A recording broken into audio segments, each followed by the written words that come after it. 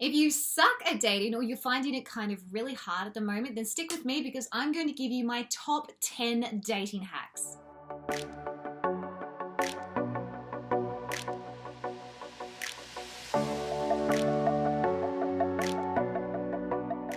Hey everyone, welcome back to my YouTube channel. I'm Renee Slansky. I'm a professional dating and relationship coach, and I help women from all around the world try and build the exact type of relationship that they really desire. Now, what I want to do in this video is I really want to kind of give you my top 10 dating hacks.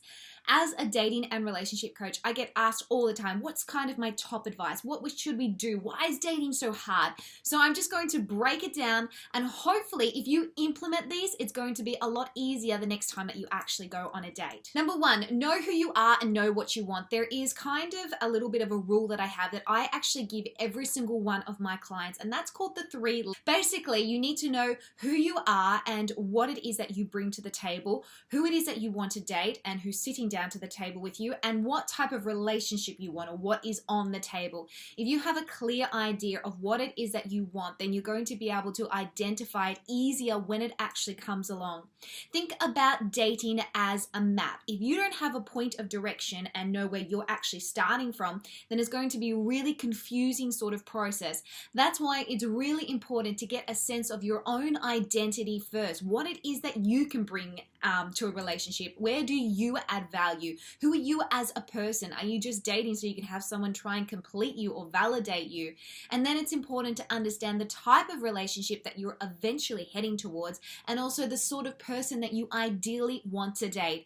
And you know what? Get specific. Don't hold back. It's not to say that what you want, you'll be able to get everything all in one go, but it's important to really start to get clear about what sort of qualities you're looking for so that when you actually go on dates, you have a point of reference. Number 2, create opportunities. Going on dates isn't just about sitting back and waiting for it to happen, okay? We get very lazy when it comes to that, especially because there's all dating apps and online dating sites. You have to be able to create opportunities to meet someone. This might be simply by expanding your social circle, connecting with old friends, saying yes to invitations to groups. Don't be afraid to be able to really start to be proactive in doing something about your dating life. It doesn't mean that you're desperate. All it means is that you're actually taking responsibility for the role that you're in right now, or the position that you're in right now, and where you actually want to get to.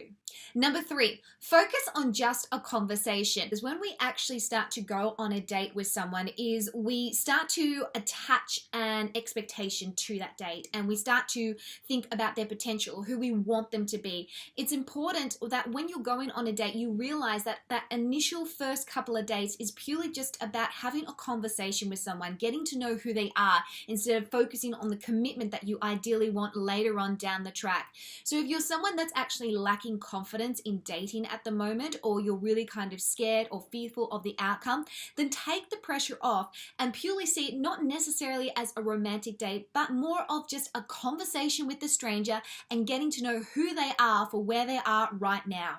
Number 4, don't be scared to initiate. I think a lot of the time we think that if we approach a guy that we're coming on too strong or we're coming across desperate or needy. Not necessarily. The one thing that men absolutely love about women is confidence. They actually find that the sexiest thing that a woman can actually have is confidence.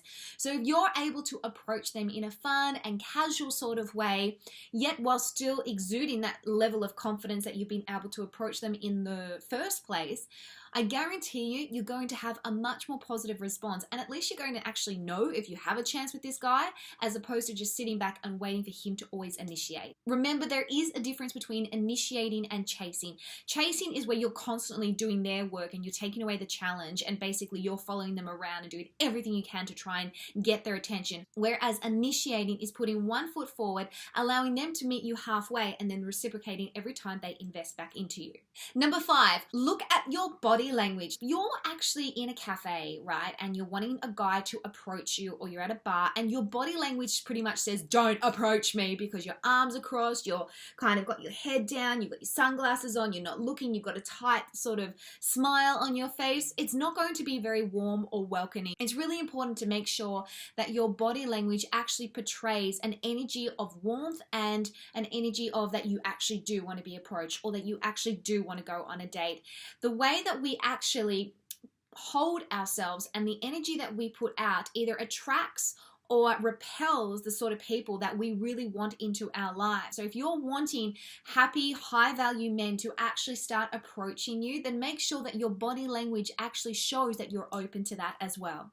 Number 6, focus on being fun. Dating is meant to be fun. It's meant to be exciting. And one of the big things that men actually look for as a key quality when they're actually dating women is they actually want to know that she's fun to be around. They want to know that she is exciting, that there's something sexy about her, that she's flirty, that she's kind of just really easy. And I don't mean easy in that way. I mean easy as in low maintenance. So if you can come across as a really sort of fun sort of person, it makes your date more enjoyable, as in it makes the date that you're going on not seem like such a chore or be draining or an interview, and it also makes you come across as a more desirable partner.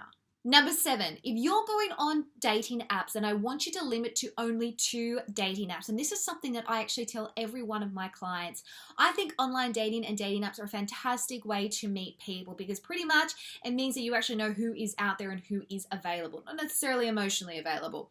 But what we can do is we can start to be overloaded with dating apps, and all of a sudden we want to go to Tinder and Bumble and Happen and Coffee Meets Bagel, all these different apps. And before you know it, we've got choice fatigue because we have too many options in front of us.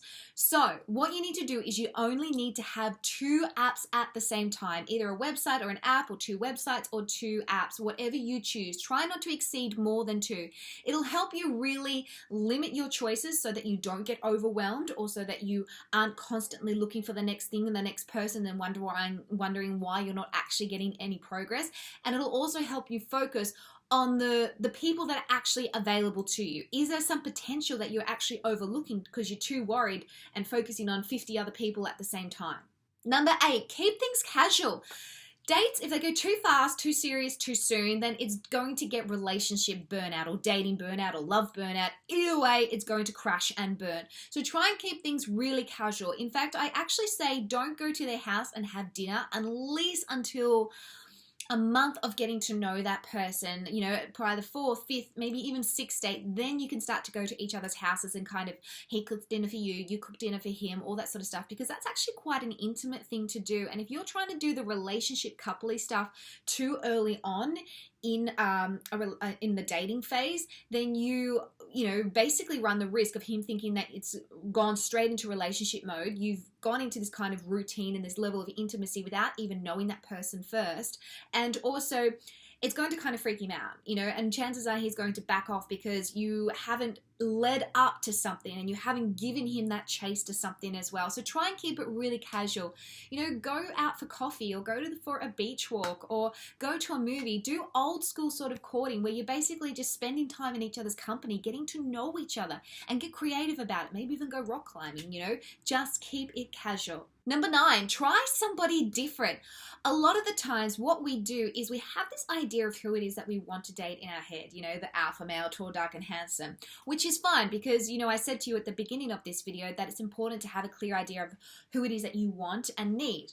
Now, the trick though here is to understand that you don't want a carbon copy of yourself, because a lot of the time when we're actually searching for a partner, we have this thing called like a narcissistic kind of dating or narcissistic image, which is basically we want someone who's kind of a replica of us but better, and that's why we're attracted to them, because we feel that we're compatible with them because they're similar to us, but then they have all those other added qualities that we want. And that's a really rare thing to find. It's not about dating to the extreme and then feeling that you have to go and date someone completely opposite to what you actually want. I mean, that's just silly. But it's about being flexible, okay? This isn't about lowering your standards. It's about knowing where compromise needs to come in and where you actually need to be a little bit more flexible in what your list of qualities are. A lot of the time we assume that the safe guys are the nice guys, okay? And we want a guy to treat us right, but then as soon as we start dating one of the nice guys, we get bored because we're not getting that excitement and that thrill. But if you're dating a bad boy as such, or someone who's a player, or someone who has all those alpha qualities, yet they have the negative side of alpha qualities, then you're going to get the excitement, but you're probably going to get the heartbreak as well. So try and think out of the square. Try and say yes to at least a different type of date that you would normally go for, because you actually understand that it's more than just the physical attraction. It's also about what that person is about, what their character is, how they treat you. At the end of the day, chemistry is incredibly important in a relationship, and I don't believe you should compromise on chemistry. But there needs to be something more than chemistry as well.